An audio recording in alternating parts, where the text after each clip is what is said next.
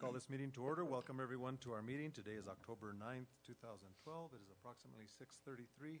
Clerk, can we have roll call, please? Mayor Cordova? Here. Councilmember Beta? Here. Councilmember Gonzalez? Here. Councilmember Peralta? Here. Councilmember Silva? Councilmember Silva, for the record, ran into some equipment problems in Angel Fire, so he couldn't make it tonight. If we can stand for the Pledge of Allegiance.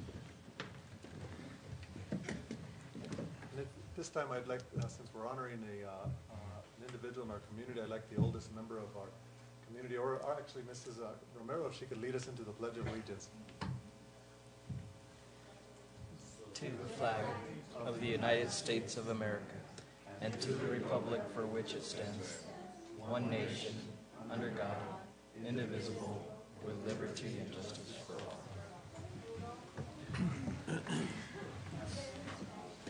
Before we go to the agenda, I'd like to announce to everyone that the Town of Taos, along with many governing entities in the state, has moved where we are no longer having our agenda on paper, and we're going wireless. So everything is wireless now through the use of all the upgraded technology and iPads.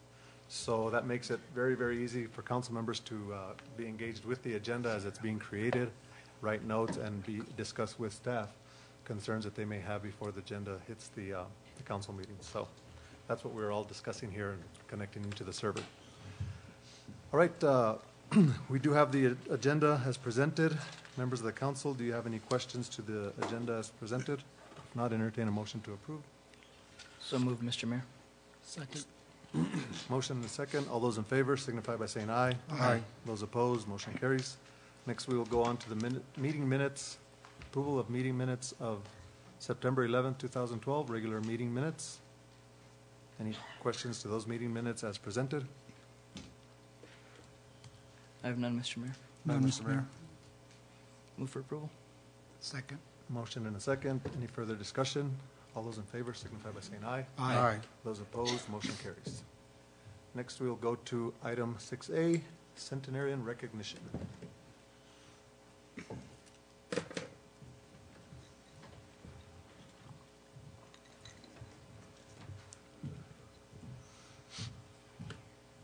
Members of the council, members of the audience, members of the listening audience on TV, it is with great pleasure that I have this proclamation at this time featuring a centenarian in our community, an individual that reached 100 years old this year.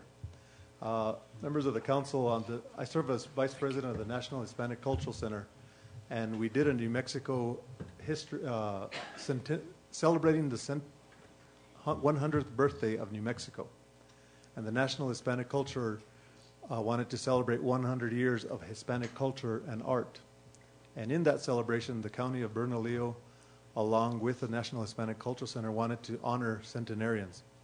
And we had one of our own Taoseñas be honored at that event on September 9th of this year.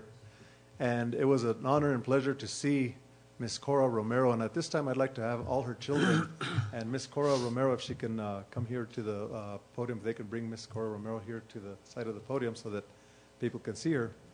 And maybe we can even bring her up here so that we can take pictures, because I think this is a once, and I could help with that.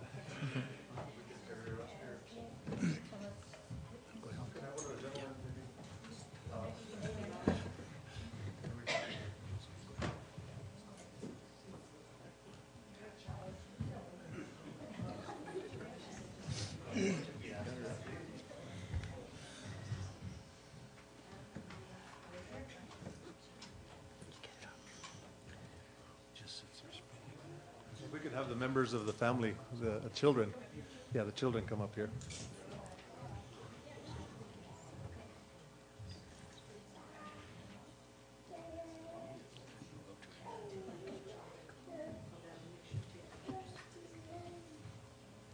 Do you need us to bring your wheelchair to sit down? No, that's Oh, fine. okay. Okay. Okay.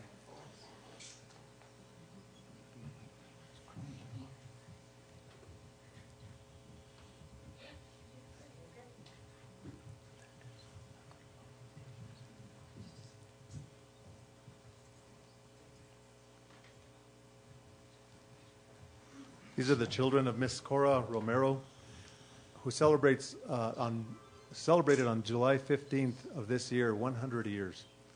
And I am so impressed on the level of intelligence that Miss Romero has, at reaching 100 years. Her memory, she knew exactly who my great-grandfather was, who my grandmother was, knew who I was related to in Ranchos de Taos. And it was so neat that she would have probably a better memory than I do. And I would really like to know what she ate all these years to look so good at 100 years old. And I am honored to be here as mayor of the town of Taos and honoring such a fine individual who reached a major milestone in our community, 100 years. And at this time, I'd like to reach, on behalf of the mayor and council and the town of Taos, I'd like to read a proclamation. And it reads as follows. Proclamation, Office of the Mayor. Whereas the town of Taos proudly counts amongst its citizenry, those Taoseños who, although they do not currently live in Taos, were born here, grew up here, spent a special time of their life here, and otherwise cherish and call Taos home. Whereas Cora Romero, daughter of Luis Maria Mondragon and Delfinia Cordova de Mondragon, was born in Los Cordovas on July 15, 1912, and lived most of their life in Ranchos de Taos. Whereas Cora Romero married Amarante V. Romero of Taos in 1932, with whom she had 10 children, 2 of whom live in Taos today, along with some of their grandchildren. Whereas Cora Romero has been recognized by the state of New Mexico as celebrating the same 100 years in existence as this centennial year of statehood. Whereas Cora Romero is the much-loved matriarch of family members, a family that numbers over 200 members and spans 5 generations with deep roots in Taos. Whereas the town of Taos fondly welcomes home and celebrates the 100th birthday of Cora Romero. Now, therefore, I, Darren Cordova, mayor of the town of Taos, hereby proclaim October 10th, 2012 as Cora Romero Day in Taos. Signed this day, Office of the Mayor.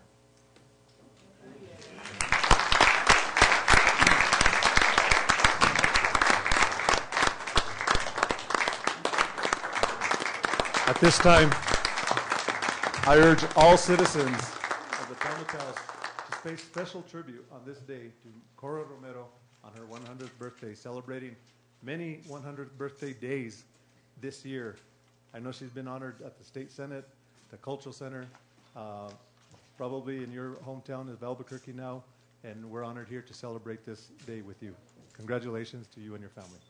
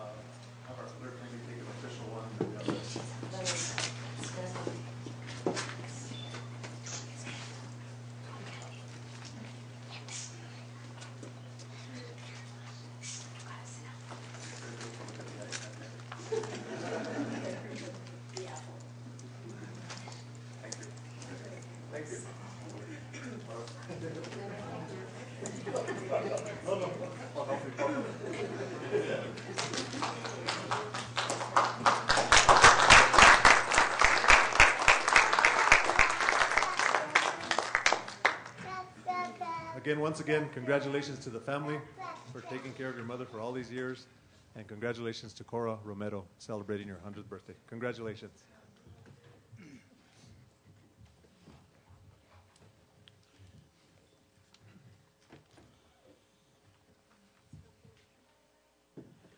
And we wish you all a safe trip home. Those of you that are visiting from Albuquerque. And, yeah, this concludes yeah. So thank you. Thank you. Thank you all. Thank you for being here. Thank you so much. Thank you, Darren. Thank you. Sure, thank you. And congratulations again. Thank you.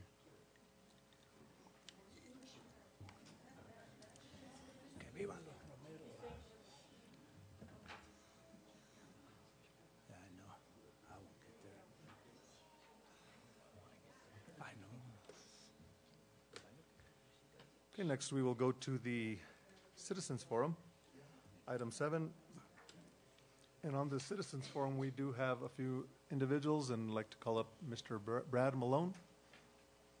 Mr. Malone, welcome to our meeting, sir.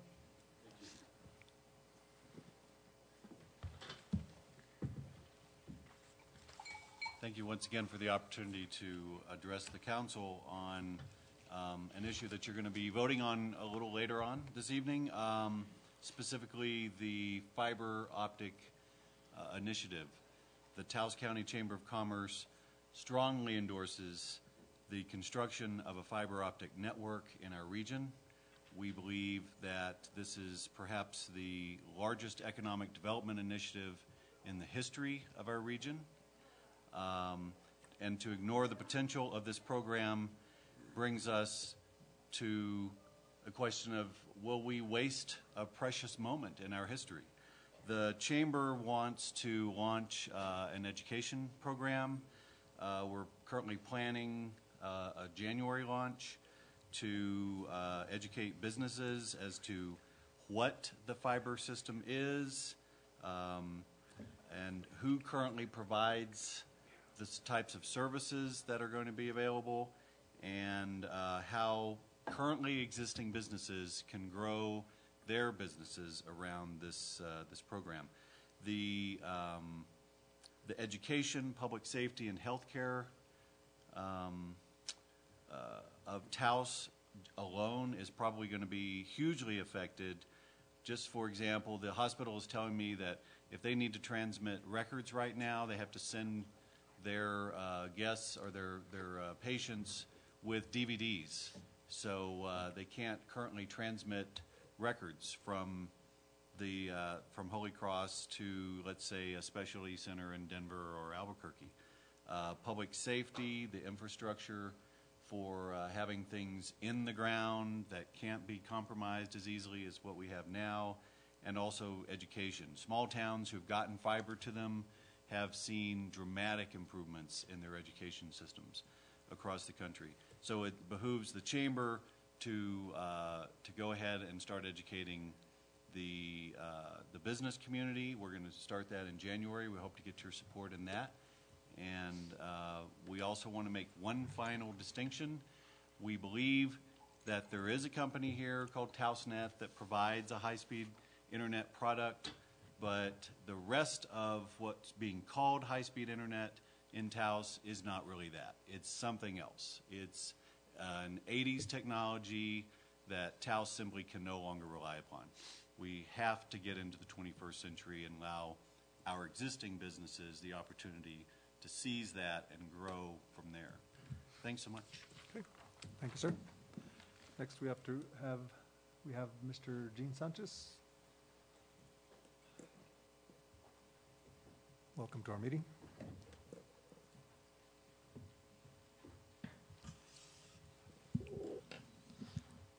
Thank you, Mr. Mayor, members of the council, Mr. Rodriguez.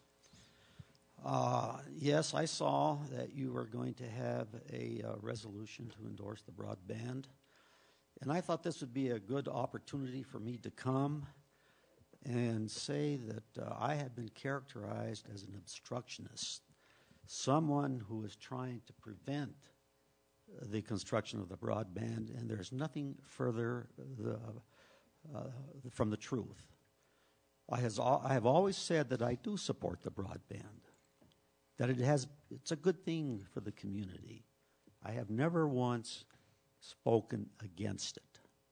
So I would like that characterization to be just put aside and realize that no one can really come up and say that Gene specifically said that he was fighting it. What I am supporting is the Public Regulations Commission that they told Luis Reyes last year that they wanted him to separate his businesses from the electrical portion of the Kit Carson Electric, i.e.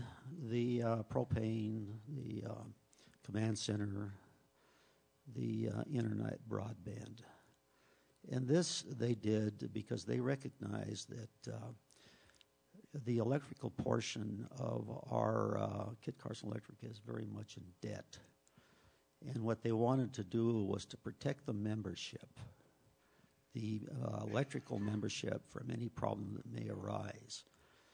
And this was a directive that was given to Luis last year, and he has refused to do this. This is one of the things that I have been working for, is to see that he complies, or hopefully would comply with the PRC directive. But as far as the broadband in itself, I support it. It's a good thing for the region, and I just want to go on record as being somebody who's not an obstructionist. Thank you very much. Thank you. Next we have, Does anybody have any questions? No? Thank you for your support. next we have Mr. Jerome Lucero. Welcome to our meeting, sir.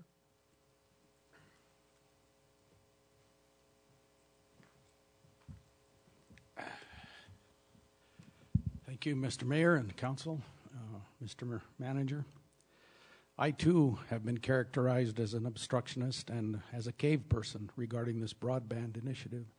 And I, too, like Mr. Sanchez, support the broadband under certain conditions. And a year ago, the Public Regulation Commission mandated that they separate the two businesses. And that's the same thing that Mr. Sanchez just said here, and that's what I'm supporting. This week, and probably this month, the Public Regulation Commission will make its final recommendations, and hopefully they will make a decision that is a right and wrong decision, not a political decision. I know that Councilman Silva and the mayor have been to see the the PRC commissioners in their chambers, and that's fine. They can do that, but I just hope that, like I said, this does not turn into a political decision. The broadband is a good thing. However, if it was such a great thing, the private sector would have done it a long time ago. And for that reason, it had to be incentivized by the government. What's going to happen when that incentive is gone? I looked on the internet for lots of cost of service studies that have been done on broadband, and I could not find one. A city in California they had like a guide for preparing broadband or preparing to bring broadband into their community. And while it said it's a very good tool for business expansion, it's not, it also needs incentives for the individual people to connect to the backbone of the system. So I could not find anything that had done a due diligence study on broadband. So the only thing that I'm asking, the only thing that Mr. Sanchez is asking is that you look, or that we continue to see what the electric system is all about and protect the electric system. Mr. Reyes has gone into 2 or 3 different ventures that have lost money. That was borne out at the PRC last year. And so that's the only reason that we're wanting to make sure that that doesn't happen with the broadband. So that's all I have to say. And I know you're going to vote on your resolution. And like Mr. Sanchez said, we don't oppose it. Just do it the right way. And then I have one question about the command center. I mean, I have always, this characterization that was done by Mr. Billy Knight of myself called me a caveman, and he said that I didn't support anything in Taos. Well, that's just not true. I've spoken to the mayor, I know. I don't know about the 2 councilmen that have been at it. I know Mr. Abate has been here. But I have spoken in favor of the command center, and I still believe in that, provided that, as I've said before, that the Red River PSAP closes, and I hope you're making progress in that effort, Mr. Mayor, because that's where it makes sense. Where you lose, you save millions of dollars over a 30-year period if you close down that Red River PSAP. And Red River, the last time I looked, is part of Taos County. So with that, thank you.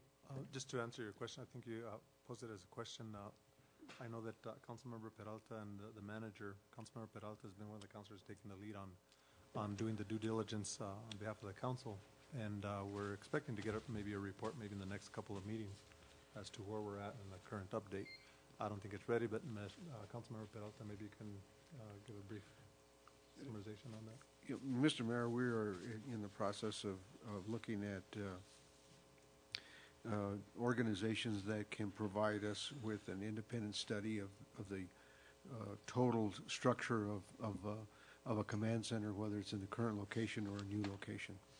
And also looking at what it means to regionalize, and if it is regionalized, including bringing in Red River, what would be the cost and what would be the necessary infrastructure, including facilities for that to happen.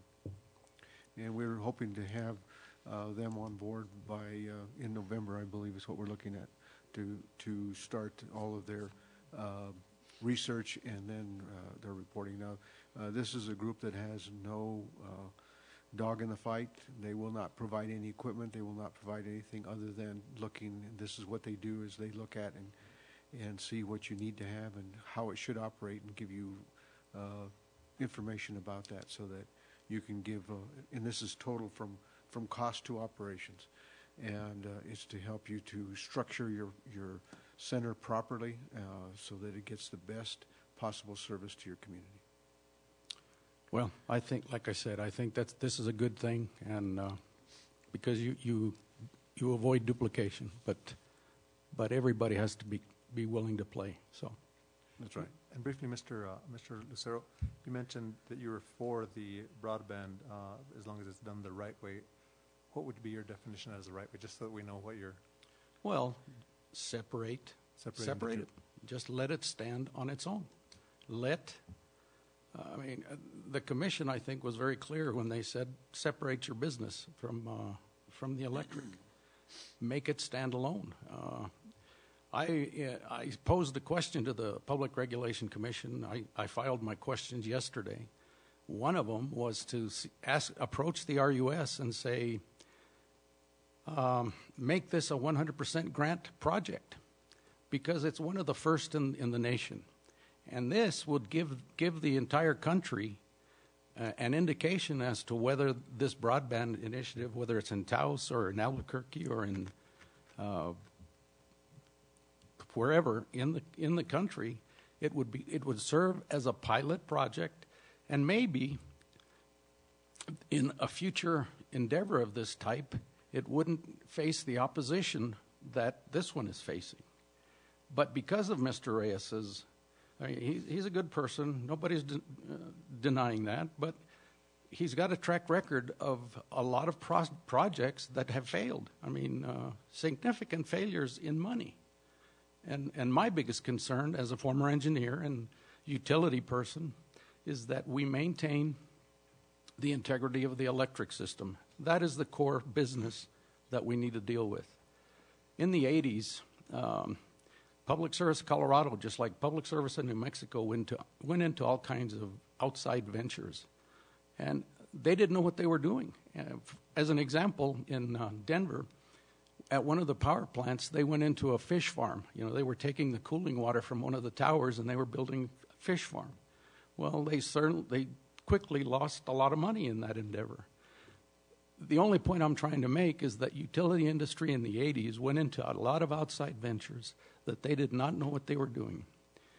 And that's the same thing with broadband. If Mr. Reyes brings in the appropriate people that have that background, and maybe part of the problem here, Mr. Mayor, is that Luis is just stretched too thin. He's got too many things that he's got to be controlling. And bring somebody that has got that background, but again, keep in mind that it would have been done by the private sector if there was money in it, in my estimation. So, and so just to give you, council members, I just want to let you know that I too had heard that there was a group of citizens trying to stop the broadband. And because of that, and because of its significant impact to our economy and what it means for Taos, I was concerned about that, so I went to speak, as you mentioned, to the PRC. And it appears that everybody's on the same page. Everybody supports the broadband. It's a matter of the timeliness of when they're going to spin it off or make it its own entity. And I believe that there are some issues that complying with the grant requirements, it requires that it be built as it is, as the structure is now, and at that point they would spin it off. And I think that's what the hearing is going to be, or that's what they're going to be hearing from Kit Carson. But I think everybody agrees, including Kit Carson, that it needs to be on its own and stand on its own. So, I'm glad to hear that the main route that you're supportive of it, as is Mr. Sanchez. We are supportive of And it. and I think that Kit Carson is at the hearings is going to show the plan on how to meet the requirements of the grant while meeting the will of the PRC that they're saying it needs to be on its be separated. Okay. So we'll see what that hearing All right. yields there. Okay. All right. Thank you. Okay. Next, is there anyone else that would like to speak under the Citizens Forum at this time?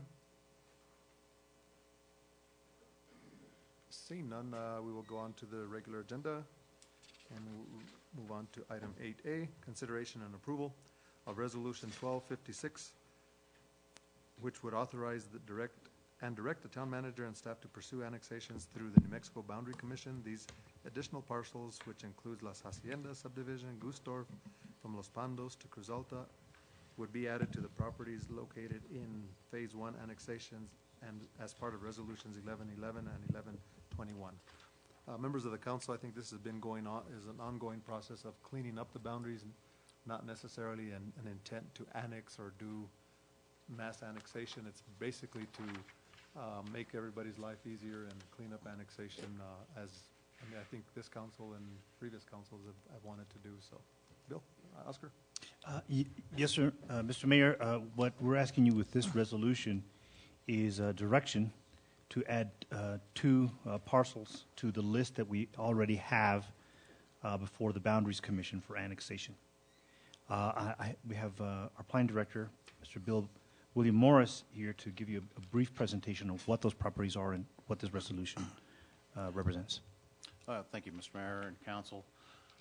The first of the two areas were designated as Area 20. It's alongside Gustorf Road to the east. You have a map that shows the layout of that area.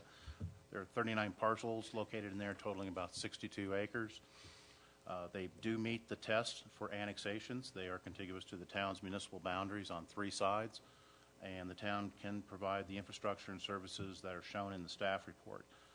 We already provide fire protection, and the area is located adjacent to our major arterials, and so police services will also be able to be provided.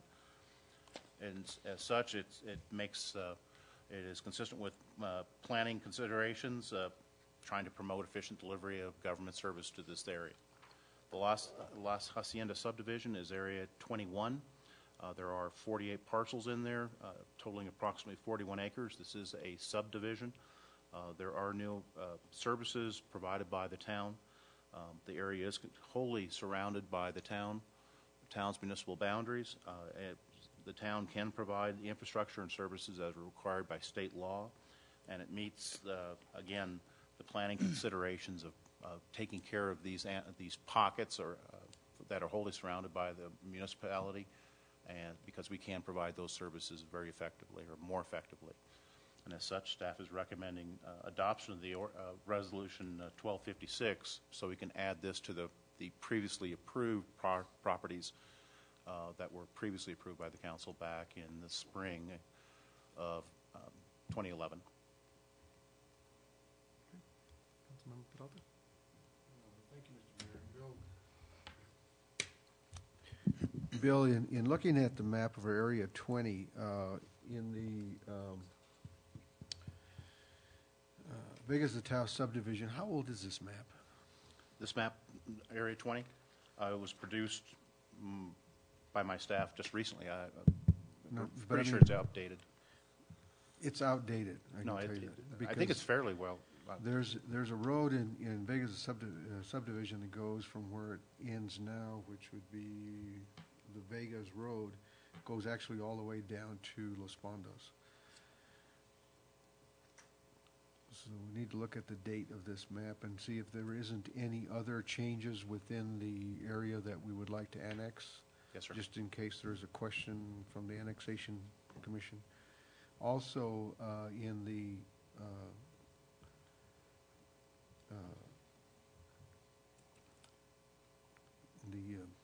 Hacienda subdivision, I believe there is also some updates that need to be made in that area as well. But you might want to look at the date of these maps and see if we should have some newer ones, or if not, the county clerk should have some newer ones. Yes, sir. We will make sure that all this is accurate. Okay, that's all I have, Mr. Mayor. Councilmember Abita. Thank you, Mayor Cordova. Bill, in looking at the map for Area 20, you are correct in stating that 3 of the sides are already adjacent and contiguous to the town proper.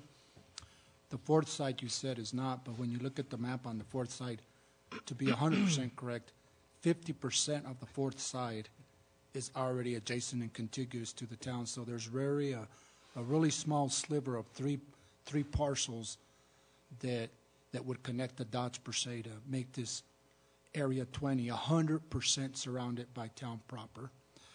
In reference to the road that Councilmember Peralta pointed out, I believe that road comes off of Los Pondos Road, and I'm not 100% convinced that it actually physically connects with the road coming from Vegas to Taos. I think there's a few feet of non-road that keeps them from connecting.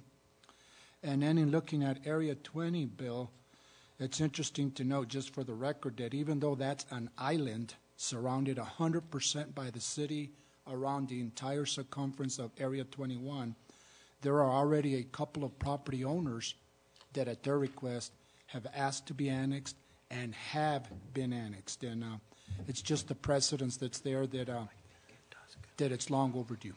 Yes, sir. Thanks, Bill. That's all I have, Mr. Mayor. Okay. Thank you, Councilmember Abita. Any other questions? Councilmember Gonzalez. Bill, just you may want to look into it, just because we're looking back at the map, and from what I can recall as far as recollection is going through there, I think it does, Councilmember Peralta, I think it does connect, whether or not it connects properly, or if it was kind of, it's just an access road that goes through it, but please look into that. Yes, sir. We will. Okay. Any other questions? Bill, on the, we had an informal, actually it was through a resolution that we were going to, because of the county commission's unrest, if you will, about the town's annexation procedures, we had an agreement through, and I think it was done through a resolution, that we were going to always notify them in writing, that we would always let them know of our intent to annex anything, and I think this, we should comply with that. Yes, sir. Okay. Any other questions? And this is to get direction. This is approval of a resolution. What is the pleasure of the council? Move for approval, Mr. Mayor. Second. Motion and second. All those in favor signify by saying aye. Aye. Those opposed, motion carries.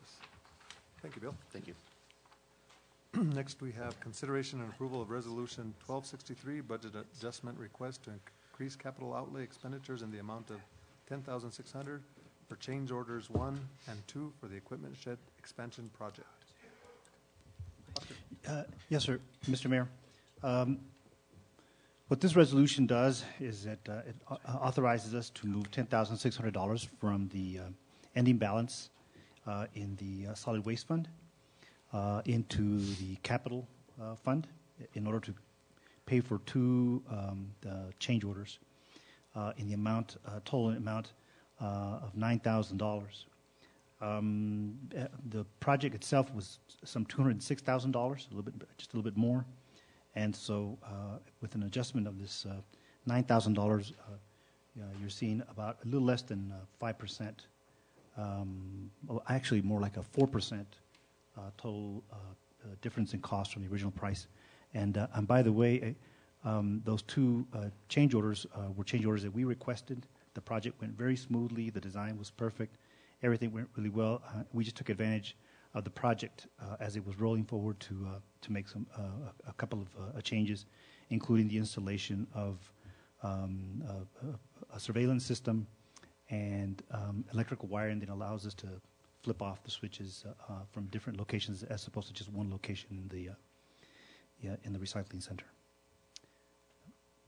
We request approval of the resolution. Councilmember Peralta.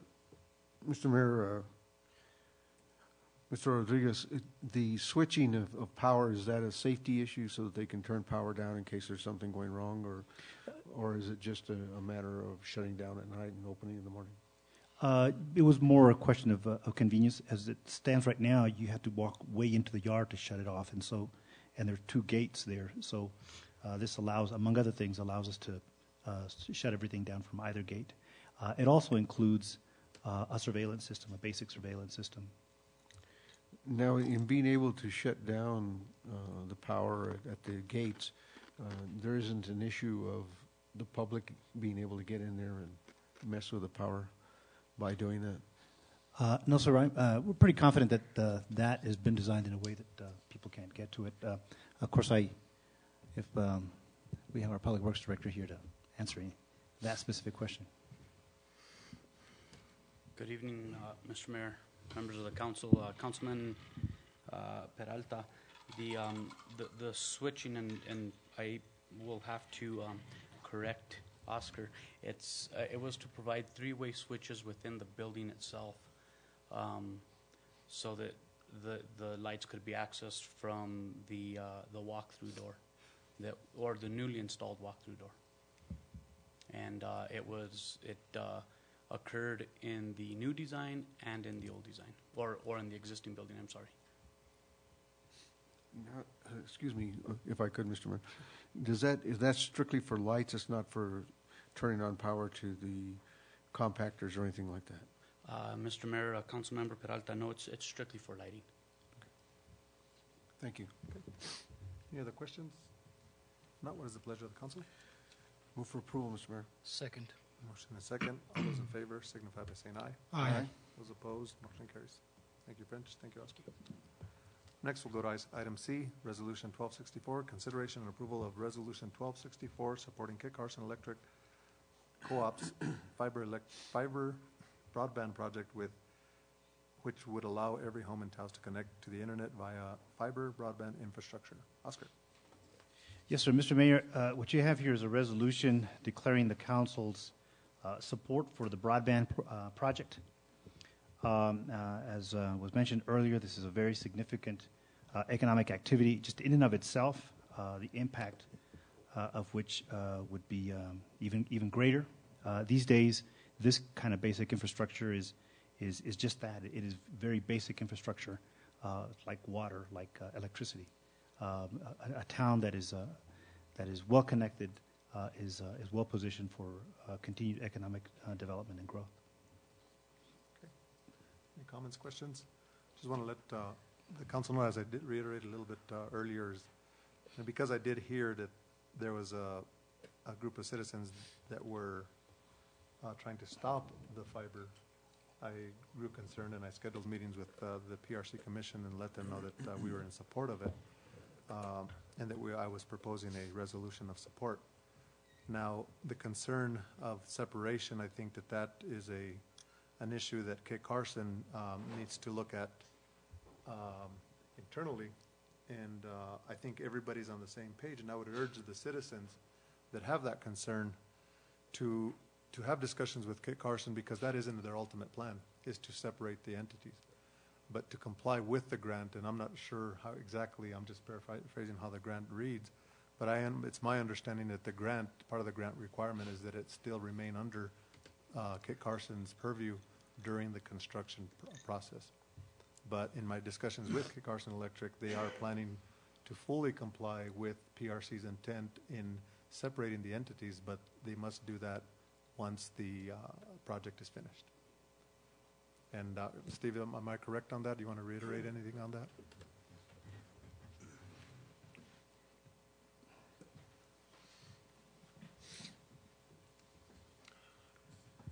Mr. Mayor, Council, Yes, that is correct. The RUS has stipulations within the grant that say that the grant money will be given only to Kit Carson Co-op, and so consequently, if we were to create the subsidiary before the project was done, then they would actually pull the money and have us return the money that had already been spent. The workers that are currently working on the project would then be without jobs, and the workers that will be hired in the future would have no job to go to. So that's why it has been in our plan all along to finish the project under Kit Carson Co-op and then create the subsidiary afterwards. Any other questions, comments? Mr. Mayor, if I could just say that, I'm in total support of creating broadband within the community and support Kit Carson's initiative to get that done.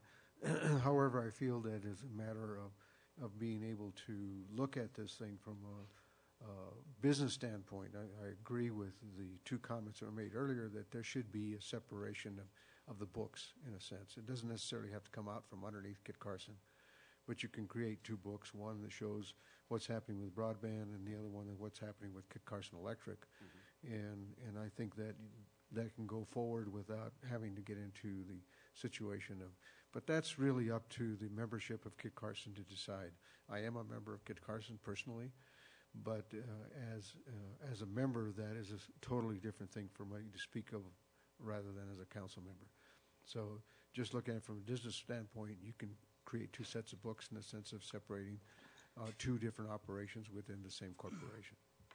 I would certainly be willing to look into that tomorrow and see how it's set up currently, and because I'm not actually sure how that separation takes place. I know that we do have separate numbers for each entity, so I will check into that tomorrow and inform the mayor and council of that. And I think that, this is something that is so positive for the community, and I think we're there. I think we're there as far as our support of the broadband, and let's start our negotiations or discussions on what we agree on. I know that there's some division among some community members and Kit Carson, but that's a different issue. I think what we need to do is comply with the grant requirements, get this thing built. Let's not be fighting with the people that are making key decisions on giving that money, and let's receive that money with open arms, and then let's deal with the issues once that those conditions are met. And I believe that Kit Carson said that that's what their intent is, and they have assured the PRC that once it's built, that they are going to separate and create the subsidiary. Yeah, Mayor and Council, that has been our intent all along, and so that's something that we certainly don't intend to back out on. But we want to, at the same time, we want to make sure that this project goes as smoothly and as quickly as it possibly can, because quite frankly, there's dollars going out the window for every delay that we have in construction of this infrastructure. And so it's our hope to get this behind us and move forward as quickly as possible so that we can comply with what we have said all along that we're planning to do. Okay. Thank you, Steve. Thank you.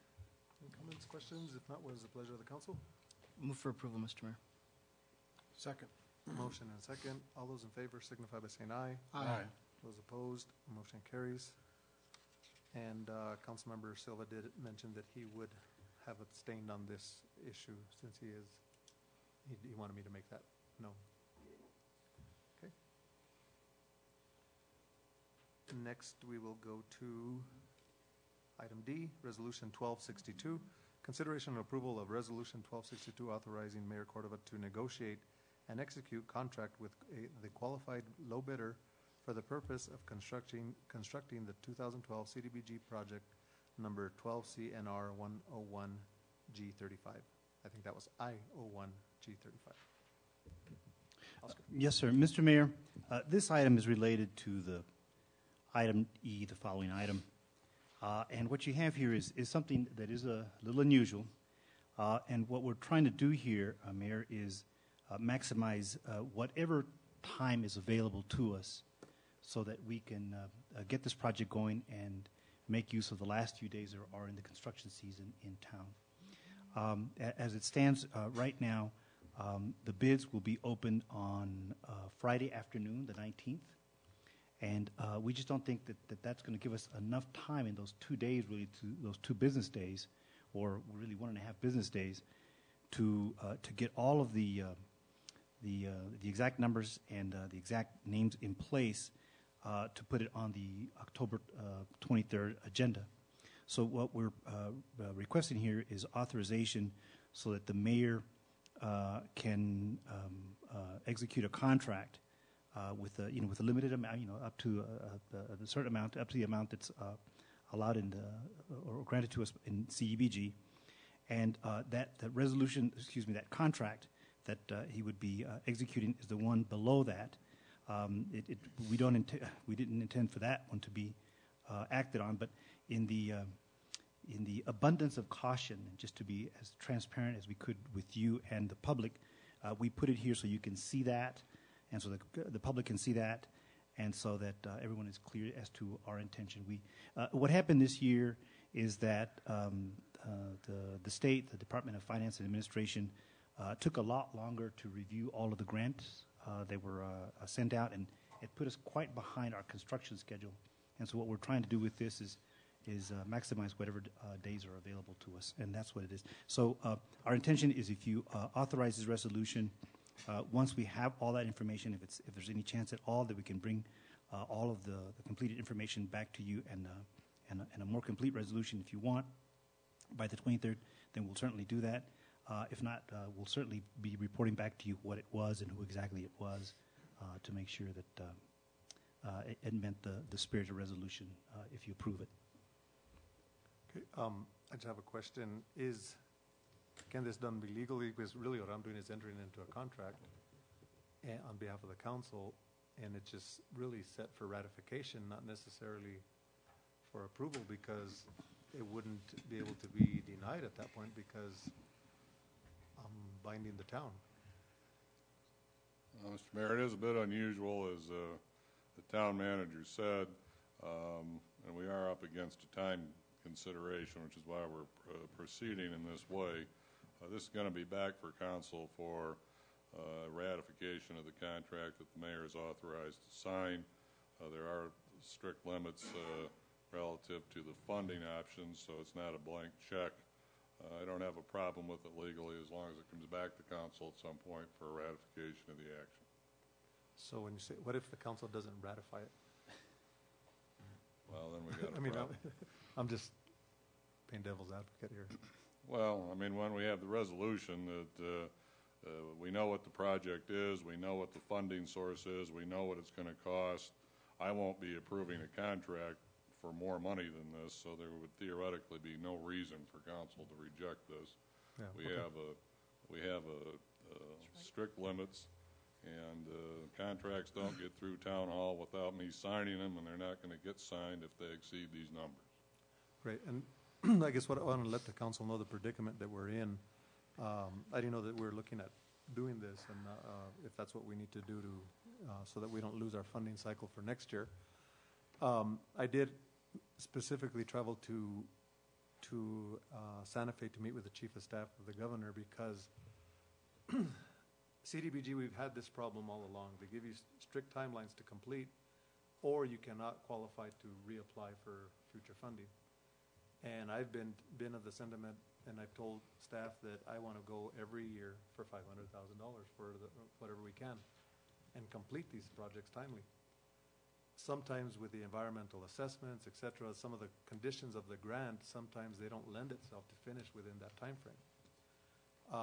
Fortunately, last year and the year before, staff has done an excellent job in condensing the timelines, working with contractors to finish. Staff, Miranda and Marietta have done a phenomenal job in working with DFA. So I told, for whatever reason, an attorney under the new governor's administration was rewriting the grant conditions, and inadvertently we hadn't received a grant that we were in the queue to receive. I told the chief of staff of this predicament that we were ready to go, shovels were ready to go, and all we were waiting for was them, and we lost about 30 days. And he sits on the CDBG council, and he told me that they were going to have to find a mechanism to not penalize towns such as the town of Taos that are meeting all the conditions of the grant, going over and beyond to complete these projects, that they should not be penalized because of an error or time delay on the state's part. I feel that, I think, as I've been briefed by staff, that we're not going to need a threshold waiver, or we're going to need a threshold waiver, but we're going to meet the requirements to ask for that threshold waiver without having to put political pressure on the governor's staff to work with the town. This is what's needed to meet that. Am I correct? Yes, sir. Yes, sir. So at very least, I think we're on track. We're on track to get things done. We are going to need a threshold waiver, but we are going to meet the requirements if we do this.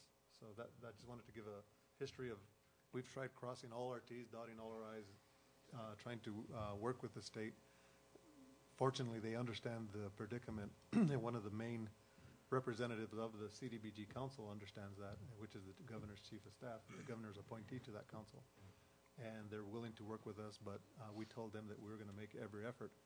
Subsequently, after I met with the governor's chief of staff, I think the next day we received the grant agreement. So, we're on track, and the finance has done everything they could. French has done everything he could to make sure that we're ready, and we're at this stage now. Councilmember Gonzalez. So, Mr. Mayor, given the fact that we are approaching more inclemental weather, what type of timeline did they allow us to have for completion? Well, I think that's probably what we put in the RFP, and what working with the engineer, and what timelines. Can you give us a brief timeline as to when we're expecting to see this project meeting the criteria for the substantial completion? Mr. Mayor, and looking at the resolution, if you look at the last whereas on page 1 of 2, or page 1 of 1, I'm sorry, it makes it very clear. It says, whereas the town is required to complete the project by December 14, 2012, in order to qualify for subsequent CDBG funds during the 2013 application process. That's the bottom line. We have to complete it by then so we can move forward.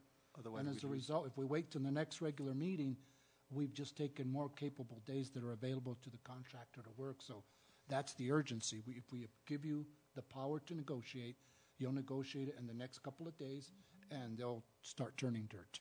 And I think, Mr. Mayor, I was more inclined to ask the question based on the fact that we had been, I guess, put behind schedule, via the state, not our own doing. So, yeah. I mean, given that December 14th deadline, is that part of the threshold extension, or? We need, as I understand it, we need to meet substantial completion, and they'll allow us to continue the completion.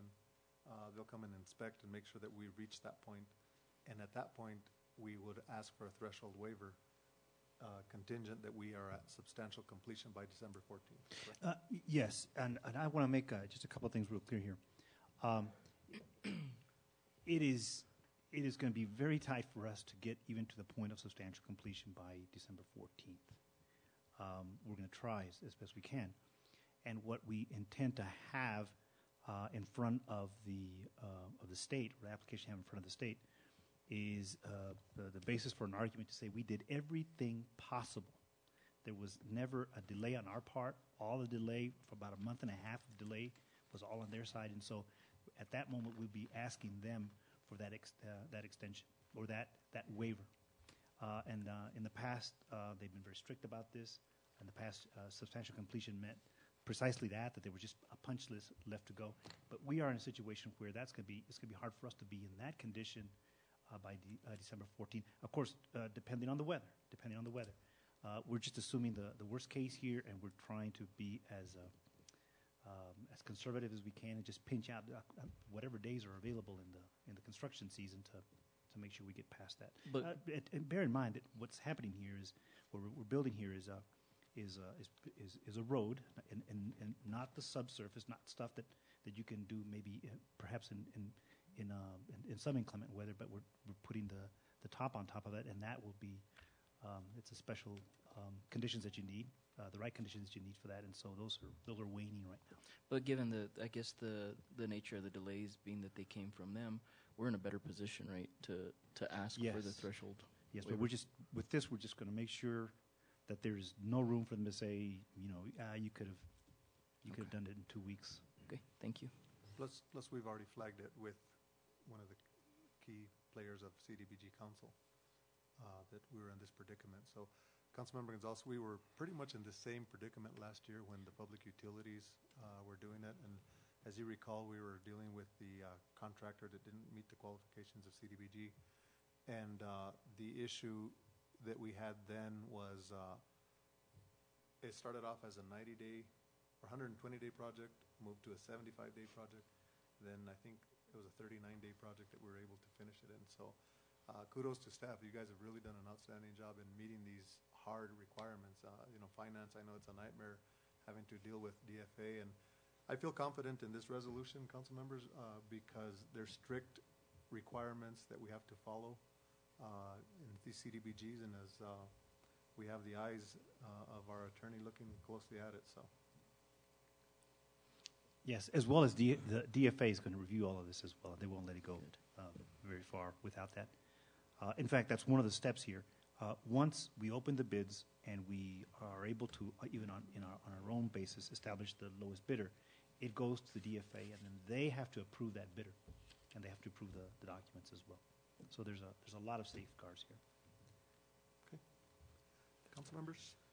Move for approval, Mr. Mayor. Second. Motion and second. All those in favor signify by saying aye. Aye. Those opposed, motion carries. Next, we'll go to item E. Oscar. Thank you very much, Mr. Espinosa. E is just the contract that will be coming to you, Mayor, Mr. Mayor, and I just wanted to, again, in the abundance of caution and transparency, is put it here. We're not asking for any action on this.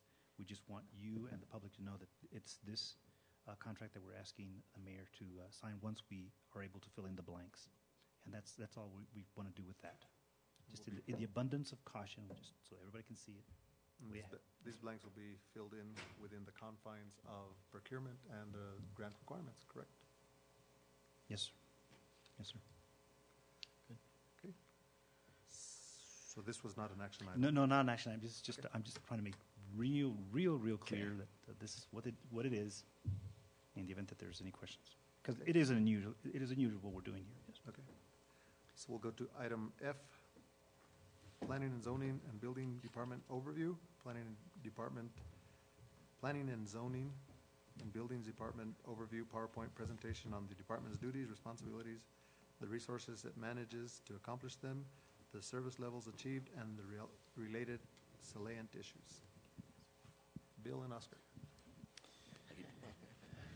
Mr. Mayor and members of the council, with this you have our second installment on the annual reviews that the departments will be presenting to the council.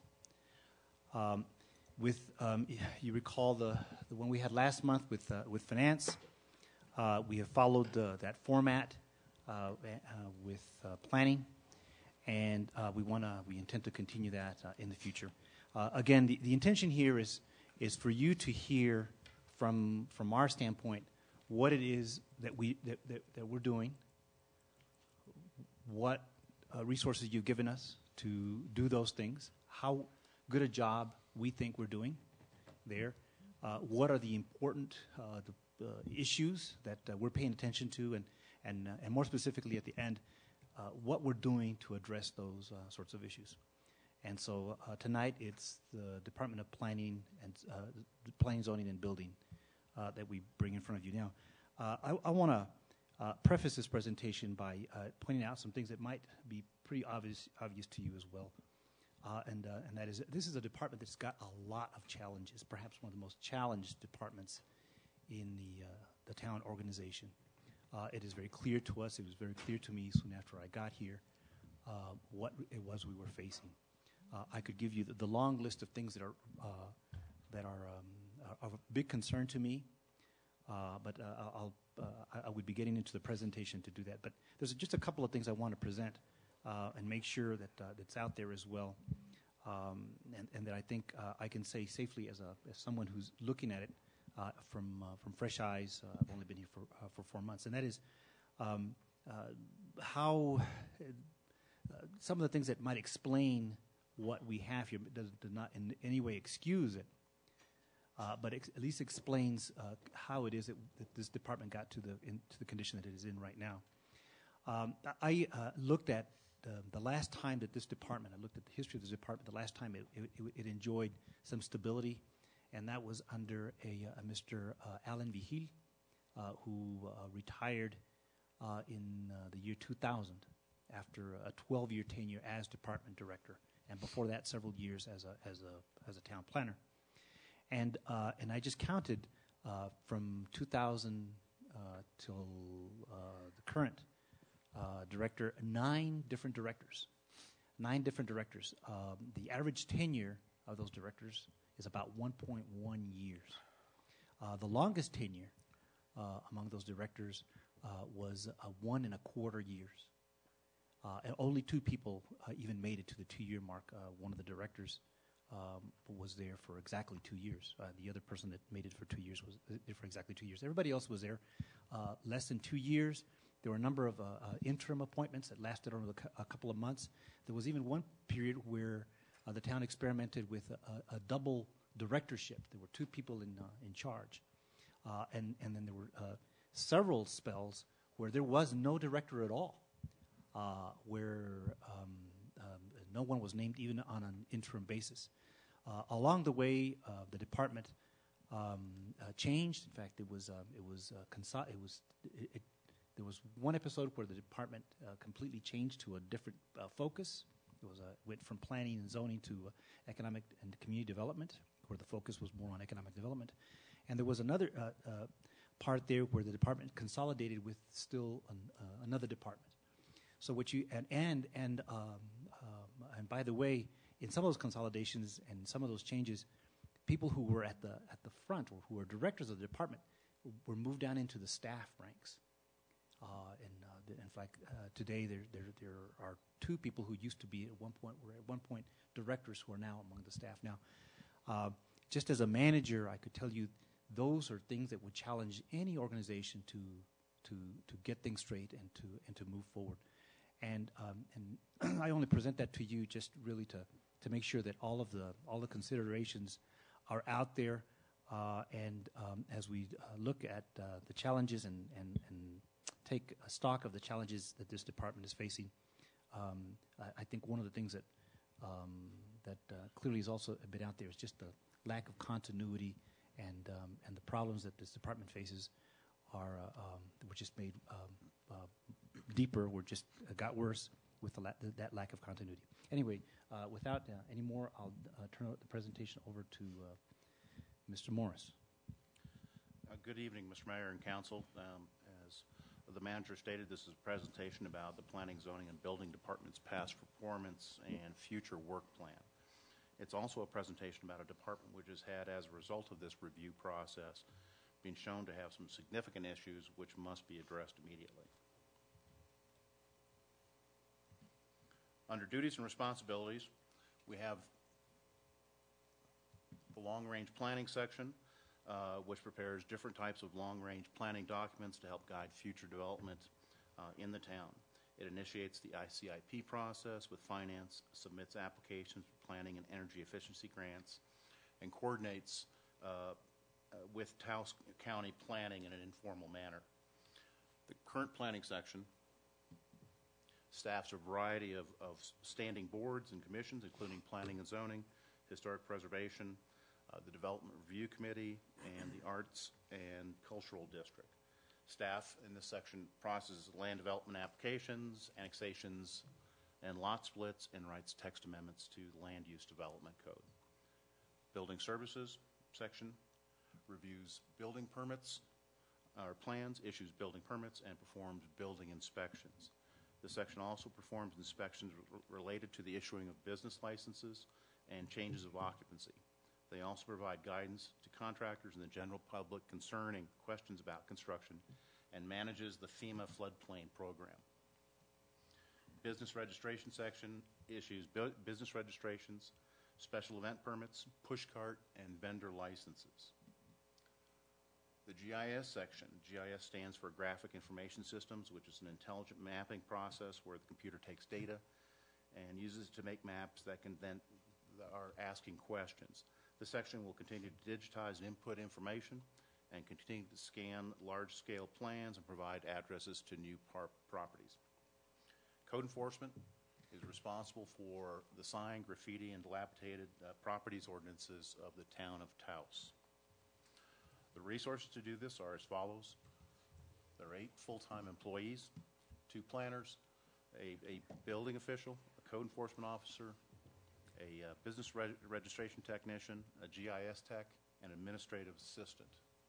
The budget is $540,000, of which 88% is for personnel. The remaining 12% also includes the ACD contract in the amount of $37,500. The tools that are provided are 3 trucks at GIS station and the typical Microsoft Office product. Under levels of service, the long-range planning section will produce 2 new plans a year, even though there's been a general lack of implementation of these plans over the years. And this section will also submit for about 4 to 5 grant applications annually. Current planning section holds a weekly development review committee hearing to hear new development applications and special events. There's also a 4-month land development review process, which is a result of the mandate of the zoning code to hold 1 development review committee hearing and 2 planning and zoning commission hearings for virtually all applications. And this is one of the situations that needs to be addressed. Finally, there's a 2-week standard for lot split reviews and approvals. GIS will be digitizing 25% of the department's archives annually. For building services, the level of service standard is an unpredictable building permit turnaround time, a sort of one-size-fits-all situation. And there's also a 24 inspection call-in after call-in. Code enforcement has a 1-day initiation of responding to a complaint and a 7-day graffiti abatement commencement, which is hit about 80% of the time. Business registration issues registrations within 3 working days, around 85% of the time. Sign permits within 5 working days, of around 90% of the time, and 10 working days for vendor applications. Vendor applications are usually associated with special events like the Fiesta, and staff will typically receive between 70 and 90 of these applications at one time, and so we need the 2 weeks to process these. Concerning the strategic overview, the department's strengths include now having an integrated land development approval process by including building into planning and zoning. Now we can coordinate with the developer from project inception to the issuing of a certificate of occupancy. Secondly, there's strong community support for these types of activities, which will help preserve the character of the historic district and the rest of the town. And finally, there's a low-level information coordination flow between the county and town staffs. Weaknesses. First, far too much discretion is granted to specific individuals in the building, code enforcement, and application review processes versus having review and regulatory systems that are predictable and consistent. Secondly, and more important, there are staff deficiencies related to training, low accountability, and poor customer service. This department is one of those departments which has a lot of contact with the public, and when somebody seems to feel like they've been wronged by planning, zoning, and building, they seem to remember it for a long time. Department's greatest threat is that if we don't change this immediately, the department's credibility with both the public and you, the town council, will probably become almost permanent. Opportunities. Slower development pace gives the department a chance to fix these issues now by focusing on bettering customer service and streamlining our systems. Also, we can use this time to learn how to better coordinate between various town departments. Based on this assessment, The department's strategic focus is as follows. Streamlining of all our processes. Our new mantra is one size does not fit all. Number 2, improve customer service and staff accountability. And finally, continue with long-range planning and affordable housing initiatives. Specifically, to improve customer service, there'll be increased staff oversight and accountability through continued counseling and the use of performance improvement plans and scheduling required training seminars and improving customer service. In order to simplify the building permit process, the department's webpage will be modified to include information that is easier to understand on how to obtain a building permit or a business registration. We are also preparing a written process tree due for completion by the end of this month that will clearly show how a building permit will be processed based on the type of permit being requested. This will reduce staff discretion and provide the public with a clear understanding of what the process is.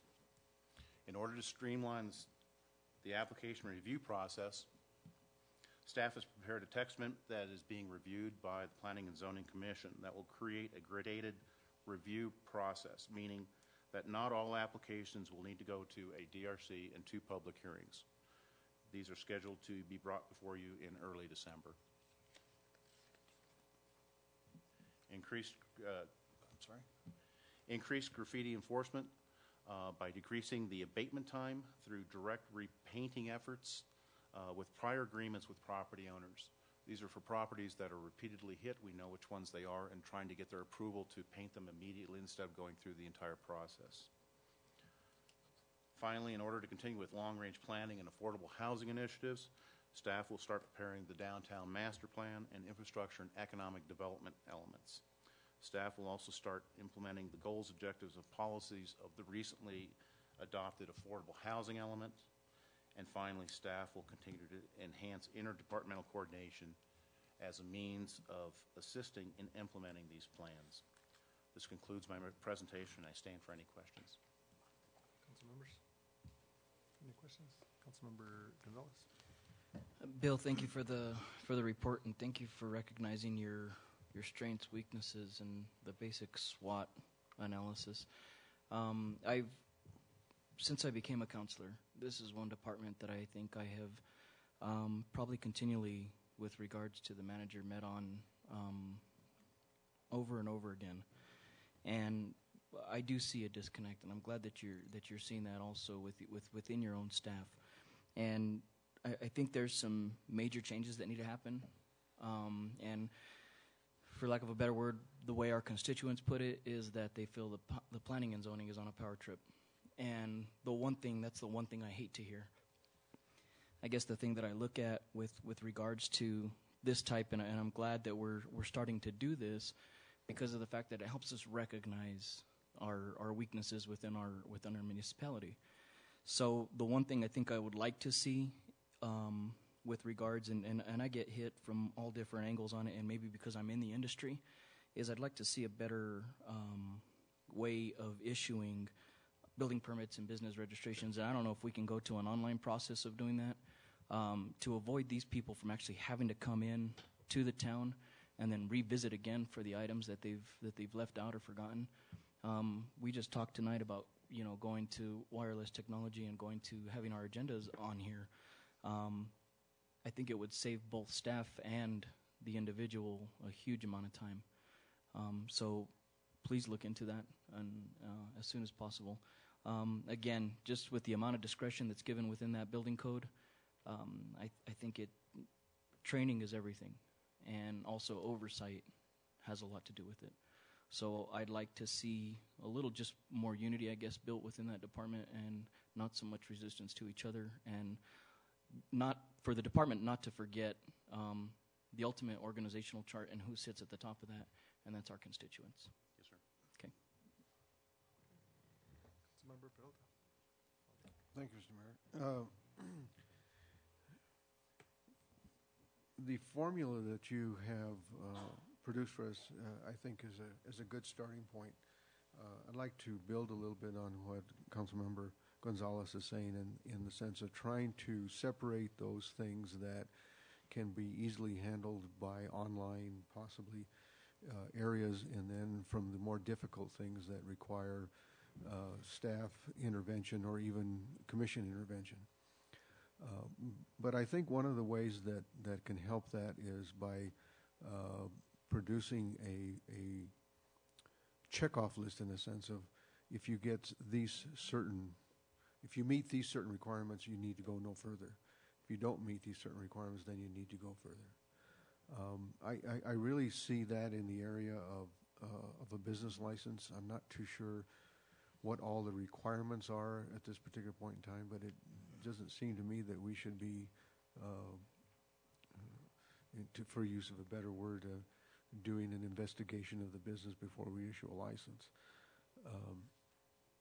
I think there should be basic requirements to give them a license, and then after that, it's a matter that, if they meet the requirements of having their tax license and all those different things that are required, we shouldn't have to be there to do things. If it's a building code issue, that's a building code issue, not necessarily a licensing issue. So I think we need to try to ensure that we separate things so that the public has an easy way to access and understand what the issues are.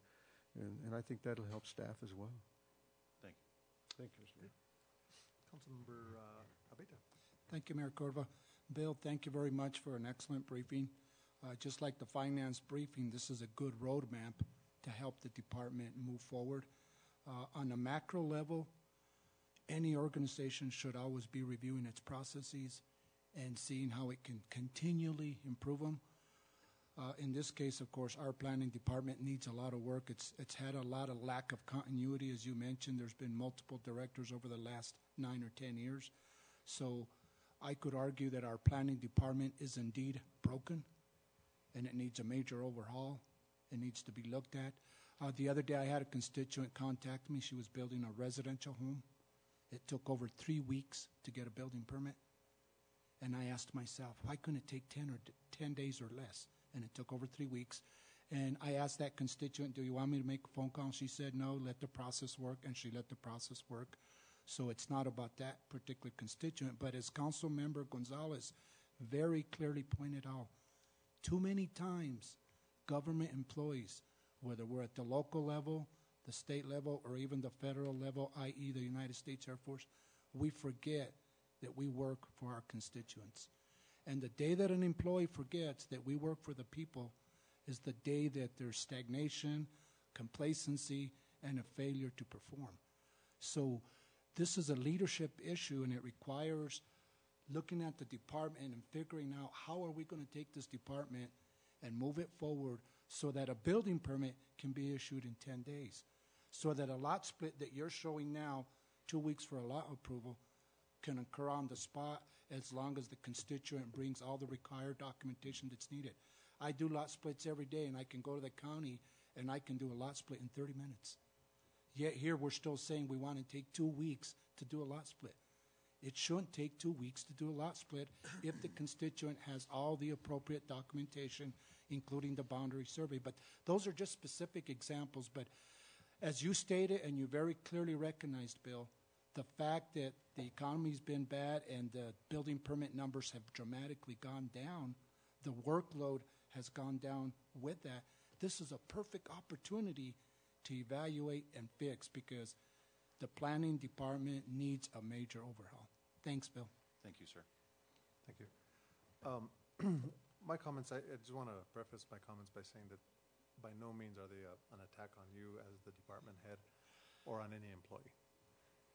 We do have a fiduciary responsibility to address concerns, and I think that that's the reason why the manager is bringing each department here to bring those here. I do also have felt that sometimes it's more of a way, and we've had this issue since I've been elected, even at the council level. We want to be more business friendly. We want to facilitate compliance and not bat people over the head and show them how wrong they are when they bring in their application. We want to help them and be their ally. How can we get from point A to point B? And instead, when this DRC, which I thought was a really great idea, so that we can really educate the applicant of what is it exactly they're going to need, too many times do I hear that it was like, I think the intent of the DRC is to help facilitate that. And I've been, based on some of the response that I've seen from constituents, is that it's a meeting where each person's going to see how hard he can make that applicant. And let me put, well, he needs that, and he needs this, and he needs this too. And, well, maybe it doesn't need it, but he should have this. And before you know it, the applicant becomes bombarded with so many requirements that they're probably leave the town thinking, should I even do this project or not? And we want to encourage that development, especially if it's responsible development that I've seen. Customer service, I'm glad that you've identified that there's some issues of customer service. I've witnessed it, and I've had to, it's not micromanaging, it's where I've had to directly get involved.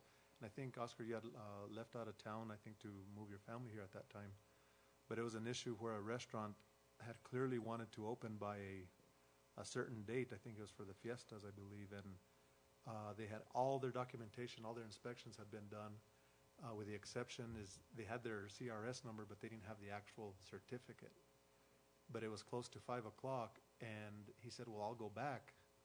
And the person said, well, and I'm not going to mention any names, but the person told them, you won't be able to get your your business license, so you can't open until Monday.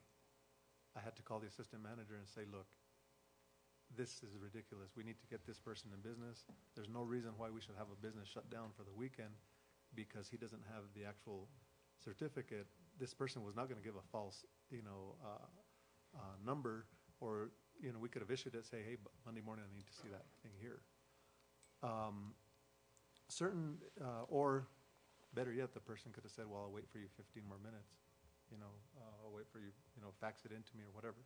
So those are the things that I think we can go over and beyond, realizing that the more we facilitate these businesses to be in compliance, we're not saying cheat the system, but the more we act as allies to provide customer service so that these businesses can be in business, the more GRT we get. And that's where everybody's pay in government comes from. So really, when you look at an annual budget of, over $500,000, there's just so much more we can do. Enforcement. It's a big, big thing. There's sometimes where we're enforcing, sometimes we're not. And I'll use the sign code, and it's across the board. When you see the big flags and what can we enforce, what can't we enforce, political, what is New Mexico DOT, what are those requirements? When we can't enforce simple things that's within our code enforcement, that's one of the main core responsibilities of planning. It makes us wonder as leaders, how are we going to get to long-range planning when we can't really focus on the core things? So I'm confident that we can move forward because we've identified that there is some serious issues. It would be bad if, we'd be saying, well, there's nothing wrong with our planning department, or but I'm glad that we've identified that there's some clear areas that we need to improve in, because let's face it, when any department of the town of Taos struggles, you as a leader struggle, it reflects on the manager, it reflects on this council. And that's why we're here, to identify and work on how we can improve every department as a whole. And we stand committed to supporting each department in giving them the tools to make it happen. So, thank you. Any other comments, questions? Any comments? No, sir. The input you gave us is what we were looking for. Thank you very much. Thank you. Thank you. Thank you. Okay, next we will go to matters from the Mayor, Council, and Youth Council member. Possible action to be taken to change the Mayor Pro Tem pursuant to Town Municipal Code 332040, which allows for the Town Council to change the Mayor Pro Tem at their pleasure at any time. The recommendation at this time is to elect Council Member Andrew Gonzalez as Mayor Pro Tem. So move, Mr. Mayor. Second, Mr. Mayor. Motion and a second. Any further discussion? All those in favor signify by saying aye. Aye. Aye. Those opposed, motion carries. So now, Councilmember Gonzalez, I'll let you sit in on all my ribbon cuttings and. Wait a minute. conducting the meetings and Wait a stuff. minute. Better You forget didn't say your you were baseball. leaving. Yeah. Okay, any other matters? Oscar, I remember I was going to ask you that I would bring up something for and it slipped my mind now, so I can get council direction to place a resolution. I remember I was in your office. It's the hospital resolution. Yes. As you know, council members, the hospital has been in dire need of funding. They a primary source of their income, and Councilmember Peralta, you know this probably more than anyone in this council since you've sat on the board. A lot of their source of funding comes from indigent and people that just simply can't pay, or Medicaid, and Medicaid sometimes doesn't pay in a timely fashion. And it puts them in a bind, and they're facing some severe cuts to the point where it may be scaled down to just as a emergency type facility, and we really wouldn't want to see a facility such as Holy Cross Hospital, which is probably the biggest hospital in our region, when you look at southern Colorado, and people actually destined here to get their health care. And with the master plan that Holy Cross has, I think it's a really good opportunity for Taos to have that as an economic hub for economic development and jobs, because people, throughout this northern region would destine to Taos for healthcare. I would just want to get direction from the council to see if we can move forward in creating a resolution to bring to consideration, for your consideration at a upcoming meeting, supporting the hospital in its endeavors to see what funding mechanism, and that may be going to the legislature to authorize a GRT increase to put it out to the voters. But we will research that with the manager and legal to see what type of resolution would be appropriate. Just wanted to see your thoughts on that. Mr. Mayor, and I want to just thank you again I was in Oscar's office at the time that thanks for reminding me. Gus Cordova came through. Issue, and I slipped my mind. And I look at it as two different ways that, and I'm in 100% support of it. I would like to either, one, ask, that the county really reevaluate their decision on this, or number two, that we do go to legislature and ask for a GRT increase. And I know, we look at it as the basis of the extra $150 that it hits on the property tax, and the strain it puts on the individuals that can, barely afford to pay that. But at the same point, we got to look at it from the standpoint that it's maybe those same individuals that utilize the indigent service as well. So either way, I'm in full support of a resolution that supports that, because I would hate to see this hospital go to an emergency services hospital only. So I give full support of it. So one of the situations there, just to let the council know, is if the county would have allowed a special election, they could have, and the voters would have supported it, they could have, it could have been done very quickly within a matter of months. And the problem with going to the legislature that would authorize us a GRT, that wouldn't take place till 2014. So that would be a challenge if the voters supported it. So, Councilmember Peralta. Mr. Mayor, if I could, I had the opportunity to visit with the management of the Holy Cross Hospital, and in my counsel with them, I indicated to them that it was a 95% chance that they would not get the county commission to go along with that. Secondly, I also indicated it was about a 95% chance that the community will not give a property tax increase or a mill levy. In all the work that I did to establish a new hospital here, the chorus of the community was, please do not put it on property taxes if you want to do something, but we will support a gross receipts tax. And they did, and we built a new hospital. So my counsel to the administration was one that if you want to really look at this, then you need to look at a gross receipts tax increase of about 1/8 of a cent, which would double the amount of money that we're generating now under the indigent fund. There's 1/8 of a cent gross receipt tax that provides funds for the indigent. The other thing that needs to be looked at is how the county is using that indigent fund and in what expenses it's using to pay for with that fund. But, and I'm not saying that there's anything that's not proper, I'm just saying that they need to revisit that, I think. But I think they would have a better opportunity to get the gross receipts tax in place. There's two ways of doing that. If you look at it from the standpoint of just running straight through the legislature, the effect of that tax would not be till July 1st, which means you're correct that it would be January 14 before it would take effect.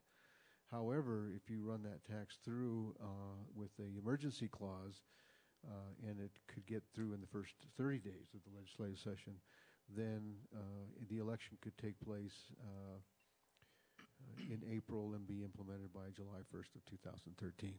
So it just depends on what track you want to take, but I think that the efforts to get revenues for the hospital from a public perspective is the GRT is probably the best way to go about it, and to try to use whatever political clout that we might be able to muster to get it done with an emerging clause, and also get the governor to sign it to say that this is not a state tax increase, but this is just local support for its own citizens.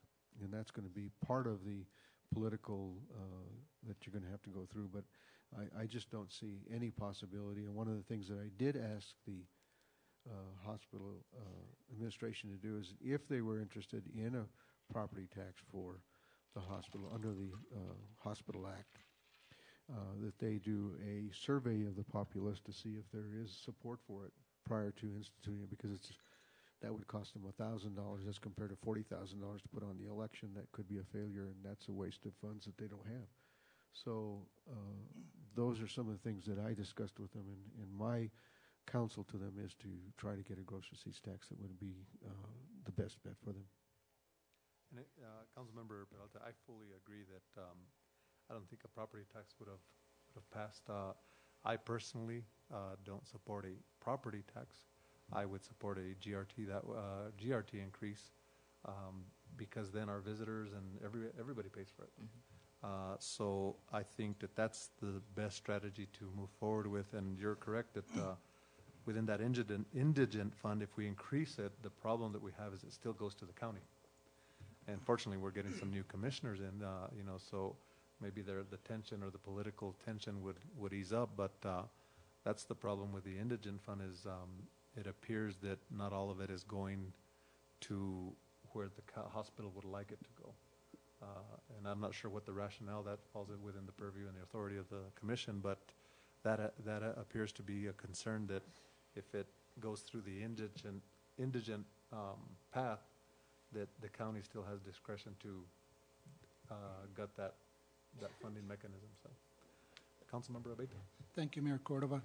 Ladies and gentlemen, many folks, including Councilmember Peralta, over the last 20, 30 years, worked very hard to take the level of service from Holy Cross Hospital from here to where it's at today.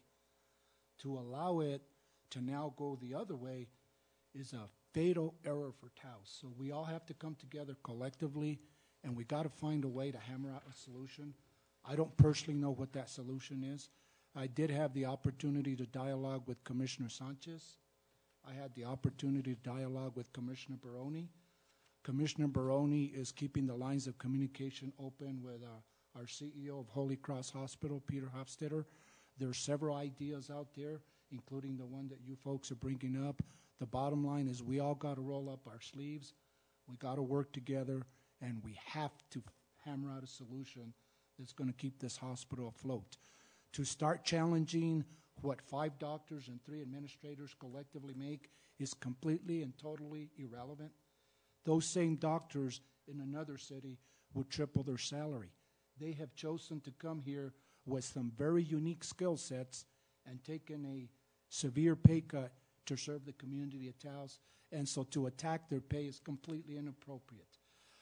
It is a fact that the indigent It is a fact that the indigent fund is, all the money that's going to the indigent fund is not being used to help indigent. It's being properly used, but it's being used for other things. So that needs to be visited. But the bottom line, folks, is we all have to come together. It takes people to make a community, and we have to hammer out a solution that's good for everybody. I encourage our county commission to look at this seriously. Don't be hurt because you feel that the hospital played you, did something that you didn't like. Look at the big picture and what is in the best interest of the community as a whole. Mayor, perhaps we could have the rest of this discussion when this is an agenda item. Sure.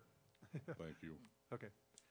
So in closing, I just want to say in this economic environment, we need to, as a community, we need to come together and learn for ways to learn of ways to take care of ourselves, and that is increasing our economic development base. And the Holy Cross Hospital really, I believe, is an economic driver aside from being a crucial necessity to the safety and well-being of our community. So let's put that in a future agenda so that you bet, Mr. Mayor. A resolution of support. You'll be seeing that in a future agenda. Of course, I'll be circulating it among you for any comments or any changes that you want. Okay. Thank you. Any other questions, comments? I have none, Mr. Mayor. I have none, Mr. Mayor. Okay. Move to adjourn. Motion to adjourn. Second. Second. All those in favor signify by saying aye. Aye. Those opposed, motion carries. Thank you. Good night, everybody. Good night. Boom. Yeah. Boom. You didn't even got to turn it in. I turn on my computer and it takes minutes to come on. Boom. Yeah. I like this. You don't even got to turn it in. Except I was having a little problem with mine. Hey, In Mayor, the we didn't beginning, talk about We naming need to buildings. get the. We need to get.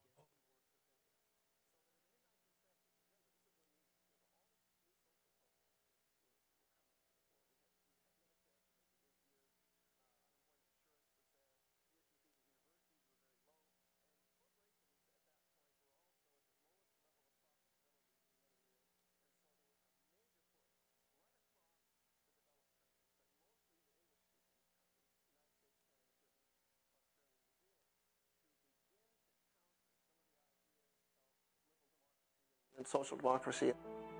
Those ideas were countered in a systematic way in the 1980s after the election of Ronald Reagan in the United States, Margaret Thatcher in Britain, and the Brian Mulroney Conservatives